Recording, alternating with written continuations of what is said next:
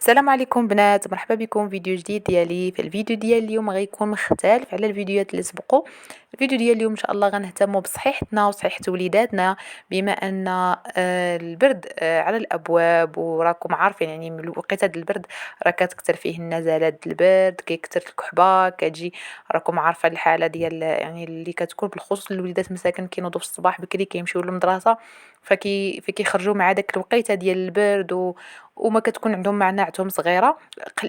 بغيت نقول زعما مناعتهم قليلة.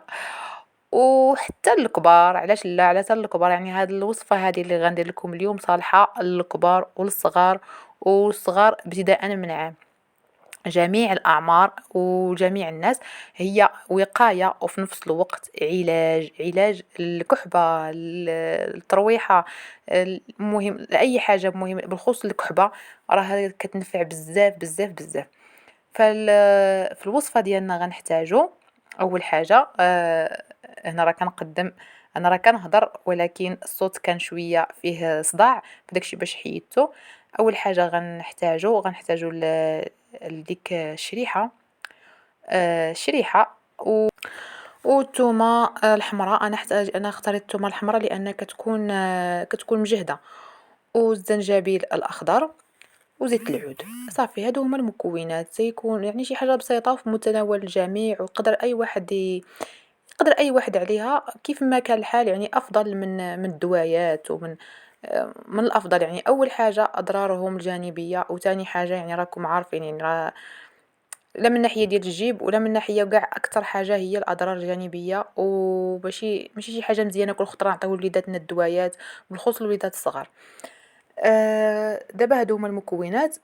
بالنسبة لي أنا صورت فيديو، داكشي باش دابا كنشرح ليكم، لان انا صورت فيديو ولقيت بانه ما تصور حتى شي حاجه. داكشي باش انا دابا كنوريكم كيفاش. ولو ان ما لقيت ما تصورش، ولكن قلت مع ذلك غنوريكم هاد الوصفه، لان بصح خصني نشاركها معكم وشي حاجه من القلب. الشريحه كنشدوها كنقطعوها طريفات صغار كما كتشوفوا.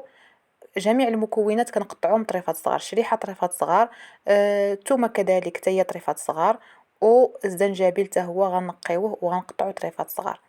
بالنسبه للثومه راه ما كنحيدلهاش القشره ديالها.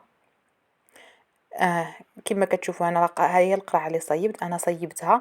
راه كندير طبقه ديال الشريحه وطبقه ديال الثومه، وهكا كنبقى غاده.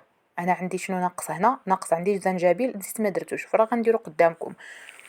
هادشي يعني شي حاجة ماشي شي حاجة صعيبة، شي حاجة سهلة، وشي حاجة يعني يقدر أي واحد يصوبها وتصوبيها في لحظة، يعني ماشي شي حاجة صعيبة لا تاخذ لك الوقت أو لا خاصك بزاف د المكونات ما كاينينش. بسيطة في التحضير، بسيطة في المكونات، وعندها واحد القيمة كبيرة، وعندها يعني يعني فعالة، فبسرعة غتشوفي النتيجة ديالها. صافي هنا كيما قلت لكم عندي ناقص كنجبير، فغادي نقيه حتى هو وغندي نزيدو. بالنسبه للثومه ما كنقيهاش، كنديرها بالجلده ديالها، بديك الغشا ديالها. هي كنغسلها مزيان وكنخليها تنشف. ملي كتنشف صافي كنقطعها طريفات بالقشره ديالها، قلت لها الجلده ديالها. المهم راه كيتخلطوا الكلمات. بالقشره ديالها تلفات لي الكلمه. صافي. وكذلك الزنجبيل كنقيه وكنقطعو طريفات صغار. راه كاين اللي كيدير هاد الوصفه، راها مشهوره ومعروفه، راه تقريبا المغاربه كلهم كيعرفوها، انما قلت نشاركها معكم. اللي ينساها واللي هذا نفكروا بها فيها، واللي ما كيعرفهاش يعني جديده عليه، يعني يعرفها.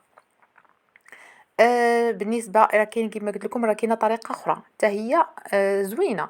راه كاين اللي كيفور الشريحة مع التومة، كيفوروهم يعني في الكسكاس، كيتفوروا مزيان، ومن بعد كيطحنوهم في الخلاط الكهربائي، ومن بعد عاد كيزيدوا عليهم هذيك زيت العود من الفوق، كيديروها في قريعة وكيزيدوا عليهم زيت من الفوق. انا اختاريت هاد الطريقه علاش؟ على ود الوليدات، لان الوليدات ما كيبغيوش مضغوره. المهم انتم الامهات راه غيفهموا كيفاش. الوليدات راه ما كيبغيوش مثلا ياكلوا الثومه، او لا ياكل لك مثلا هذيك تعطي ديك المعلقه مضغه، كاين اللي كيعيف كاين قليل.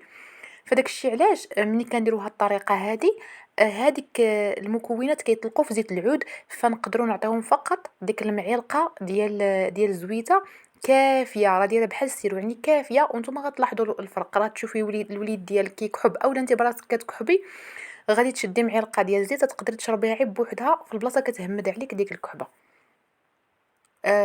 لأن الإسكينجبير راه سخون، التومة راكم عارفين ديك الحمرا راها سخونة، المهم كيطلقوا في ديك الزويته كتولي فعالة وبحال السيرو.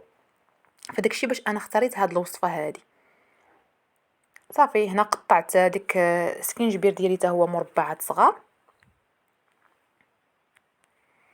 وكان القرعة دابا أنا عمرتها، فدابا غنقص باش داك الزنجبيل يجي في الوسط وباش يطلق أكتر، ما غاديش نخليه عيم من الفوق. أنا راه هنا حطيت من الفوق، ولكن لقيت بأن راه عندي القرعة، يعني بغيت نهبطو ولكن القرعة عندي راها عامرة. فداك الشي علاش دابا راه كنهضر هنا كنشرح لكم، ولكن الصوت راه فيه مزعج، فيه الإزعاج، داك الشي علاش حيدت الصوت اللي كاين الأصلي وركبت صوت واحد آخر باش يكون صوت واضح وما يكونش يعني نتوما كتسمعوا الصوت وكتسمعوا التقرقيب وهذا. صافي هنا راه نقصت كما كتشوفوا، نقصت الكمية اللي الفوقانية حيدتها، وباش يجي داك الزنجبيل يجي في الوسط هاك.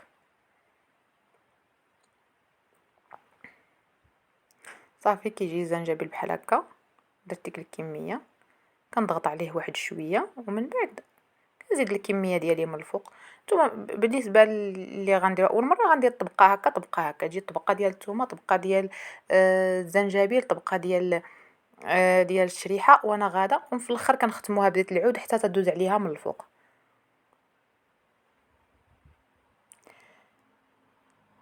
صافي بحال هكا كنرد ديك الشريحة وديك المكونات كلهم من الفوق. آه وصافي كنكب بزيت البلدية كما قلت لكم من الفوق. راه الطريقة واضحة وباينة وسهلة، يعني ما تحتاج شرح كبير. طريقة الاحتفاظ بها فكنحتفظوا بها في واحد المكان اللي يكون فيه الظلام، يعني مغلق. بلاكار تكون مسدودة، يعني ما نخليوهاش قدام الأشعة ديال الضوء أو الأشعة ديال الشمس، أو ما نديروها حتى في الثلاجة، ما نديروهاش في الثلاجة. هي غنديروها في شي مكان اللي يكون مغلق. ما كانش عندنا مكان مغلق غنولويو عليها واحد المنديل اولا واحد الزيف هكا يكون مغلوق، يعني ما خصهاش توصلها اشعه ديال الضوء نهائيا باش تكون الفعاليه ديالها اكثر. وكما قلت لكم هي من الافضل نصيبوها قبل، يعني كل ما كانت المده باش صيبناها طويله كل ما كانت الفعاليه ديالها كبيره. عندما كتجي على هذا الشكل هكا كتكون الفعاليه ديالها كبيره. مثلا صوبناها لعام، راه اللي كيدور عليها العام ماشي هي ديال شهر ولا ديال شهرين، يعني كل ما طلقوا دوك المكونات ديال مع بعضياتهم كل ما كتكون الفعاليه اكثر وكتكون شي حاجه يعني في البلاصه، يعني دغيا كتعطي الفعاليه ديالها.